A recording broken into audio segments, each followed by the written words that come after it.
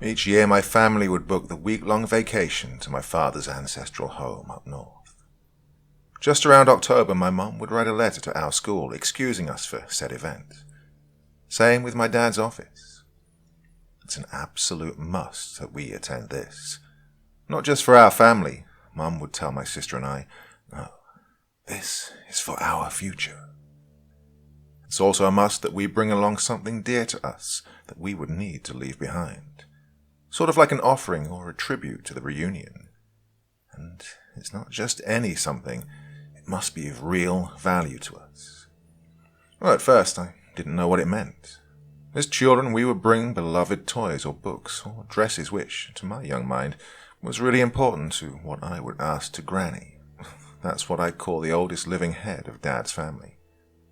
Though she looks like 50 or 60 years old, my cousins and aunts would say that she's older than that, and I mean way old. Even saw the Spanish-American War, one of my aunts would say, as she'd serve us macaroni salads or dessert and have us gathered around for stories and fun. Not this year. It was different. See, I was previously employed at a company in one of the major booming towns here in the country, and it was all going so well until I was terminated from the job simply because I wasn't kissing up to my manager and accepting his offer. Well, to make matters worse, he'd hired a few of his loyal men and did me a number. Mum and Dad were livid with what happened, but with no proof other than text messages and phone calls and allegations, as the local law enforcement say. My family had no choice but to clam it up and move us out to a different suburb to hide from the prying eyes. My twin did the part of acting as me for the first month, no biggie, though as the event came, I realized I was 2 months pregnant with what was a bad joke. As we were nearing the huge ancestral home, my sister chatting with my mum about the plans for her new business, Dad held my hand. I was sitting shotgun beside my dad. He smiled sadly and said, in a rather different tone than the ones we were used to hearing from him, "Go up to Granny's room. You'll be the first one in. The others will not be arriving till tomorrow afternoon."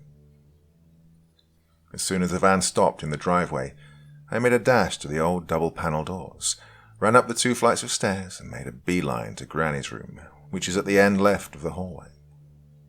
Granny Martha was how I remembered her, sitting in her grand rocking chair, her long white hair in a grand bundle on her austere head, wearing one of her grand gowns that I remember her wearing as a child, making me think of her as a long-lost queen from a far-away kingdom.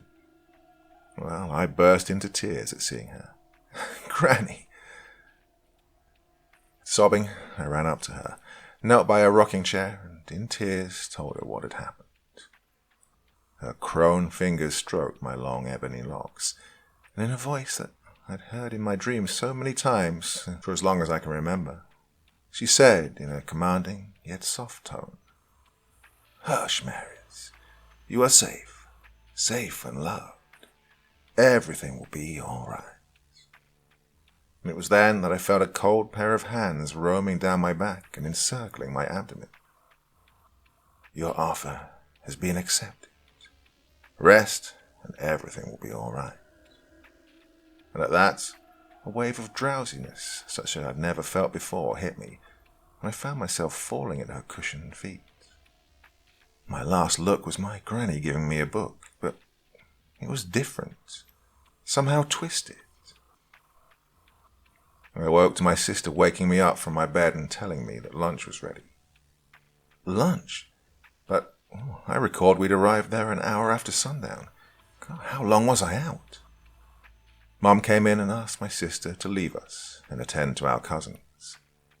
After closing the door, Mum sat beside me and asked, "Do you remember what happened?" I shook my head slightly and said weakly, "It felt like a dream. I remember talking to Granny, then feeling sleepy. Oh," was what came out of me as I remembered the details. Then my hand flew to my midsection and then went lower down. Surely I remember the bump. "The offer's been accepted, dear," Mum said, taking my hand and squeezing it tightly. You will see and understand." And with that, she helped me dress and attend to my family. The week went by in a flurry, and for once I felt as if a huge problem had been lifted from me. A new hope, a new beginning. Alas, the holiday must end, and off we were, packing stuff and hugging and kissing our relatives off. As we were about to leave, Mum handed me a rather large box. "Dad said for you to read the letter before opening the package." And I did, and I understood what had happened. The letter explained that I have a large sum of money waiting for me upon my return, enough for me to start a new life and pursue my dreams of being an animator and graphic artist. Along with the financial assistance came a laptop that's fitted for a graphics animator, complete with software, and a scholarship for any school of my choice that offers the class. The letter's ending read, "You need not hide from anyone anymore. You are free of your past hurts. It's been taken care of." Signed, Granny M. When we arrived home, the first thing I did was buy a pregnancy kit. Quickly, I locked the bathroom door, feigning diarrhea, and I ran the test. It came out negative. Stunned as I was, I understood what had happened. It was not the only surprise that I received. The manager and his goons were locked in prison for assault and harassment, but not before they'd been maimed. Well, they're still serving their sentence to this day. Now I happily work from home in my home office, my sister contracting me from time to time on projects. My graphic artist abilities have earned me the title of Senior Graphic Artist Consultant at a couple of agencies in the city, and having my work and art contracts sought after by medium and large companies alike. We still attend the reunion each year, with me calling Granny almost every week. And each night, just before going to bed, I would see someone scratching on my window, tapping out a message. "Your Granny has sent us to watch over you."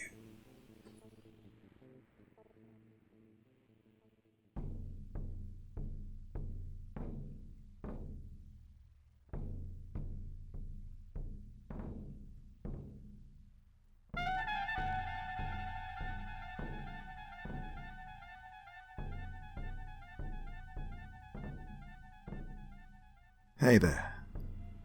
Thank you so much for taking the time to drop by and listen to this story today. It really means a lot to me. I put a lot of time and effort into making these videos, so it's nice to know that there's someone out there listening. Do me a little favor, would you? Click that like button, leave a comment, and if you really feel like it, why not subscribe too? Okay, happy tales everyone. See you soon.